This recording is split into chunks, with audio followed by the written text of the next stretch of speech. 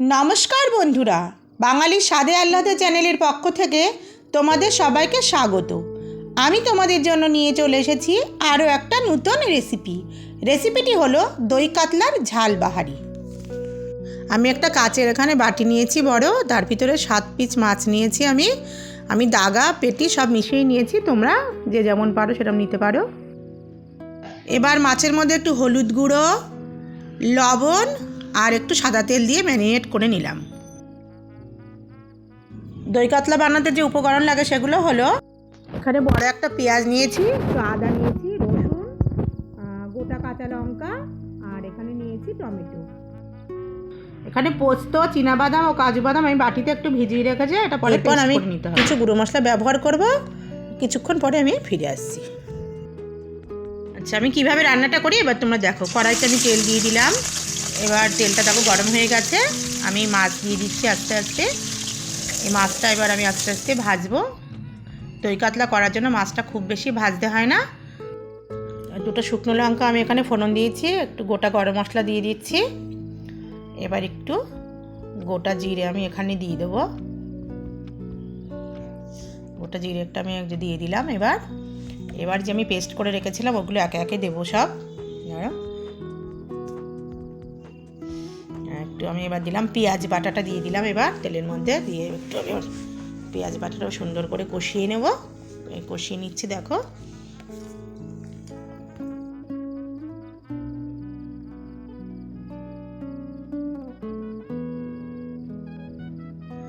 পেঁয়াজ পেস্টটা কষিয়ে নিয়ে এবার আমি একটু আদা, রসুন ও কাঁচা লঙ্কার পেস্ট করেছিলাম সেটা এবার একে একে আমি দিয়ে দিচ্ছি। দিয়ে এটা সুন্দর করে কষিয়ে নেবো। এটা এবার আমি দেখো সুন্দর করে নেড়েচেড়ে ভালো করে নেড়েচেড়ে কষিয়ে নেবো আমি। এবার এখানে একটু হলুদ গুঁড়ো দিয়ে দিলাম। এবার আমি একটু যে পোস্ত, চীনাবাদাম ও কাজু বাদাম আমি পেস্ট করে রেখেছিলাম এবার ওটা ওখানে দিয়ে দিচ্ছি।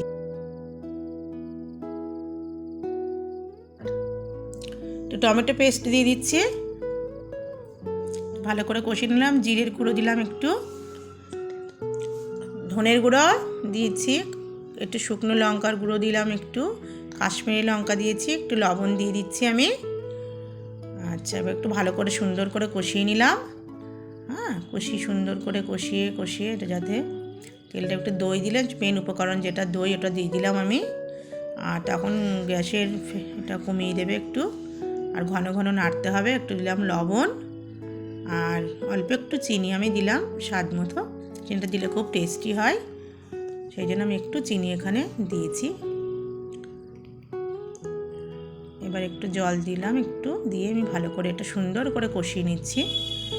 দেখো যতক্ষণ না তেল ছাড়বে ততক্ষণ আমি কষাতে থাকবো। সুন্দরভাবে কষাতে যখন আমার তেলটা ছেড়ে দেবে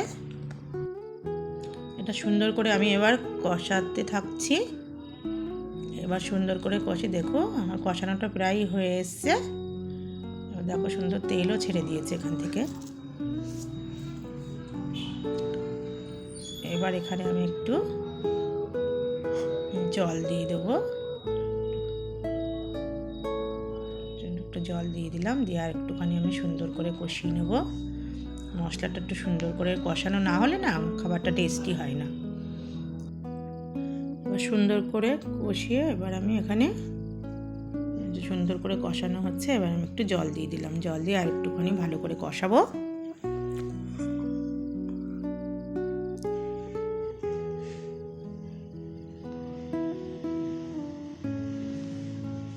দেখো আমার সুন্দর কষানো এবার হয়ে গেছে। আমি এবার ঝোলটা দিয়ে দিচ্ছি।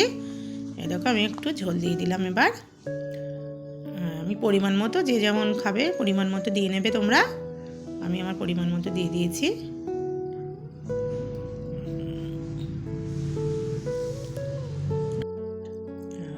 ঝোলটা খুব সুন্দর ফুটে গেছে। এখানে আমি একটু লবণ দিয়ে দিলাম আর একটু। এবার আমি মাছগুলো সব একে একে দিয়ে দেবো। আমি 7 পিস এখানে মাছ নিয়েছি। আমি মাছগুলো ঝোলের মধ্যে দিয়ে দিয়েছি। দিয়ে আমি এবার একটু দেখো এখানে একটু লবণও দিয়ে দিচ্ছি আর একটু অ্যাড করে। এবার আমি ঢাকা দিয়ে দিলাম। কিছুক্ষণ পরে ফিরে আসছি। দেখো আমার সুন্দর একটা, দেখো প্রায় রেসিপিটা আমার তৈরি প্রায় হয়ে গেছে, মাছটা আমার প্রায় হয়ে গেছে। আমি দেখো কি সুন্দর দেখতে লাগছে, দেখো তোমরা বন্ধুরা।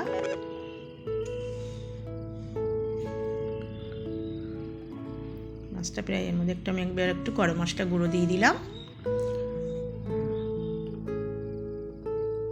দেখো কত সুন্দর গরম মশলার গুঁড়ো একটুখানি দিয়ে দিয়েছি, আমি একটুখানি ঘি দিয়ে দিয়েছি। আর আমি যে বেরেস্তা করে রেখেছিলাম, একটুখানি বেরেস্তা ছিটিয়ে দিচ্ছি, একটু ধনেপাতা দিয়ে দিলাম।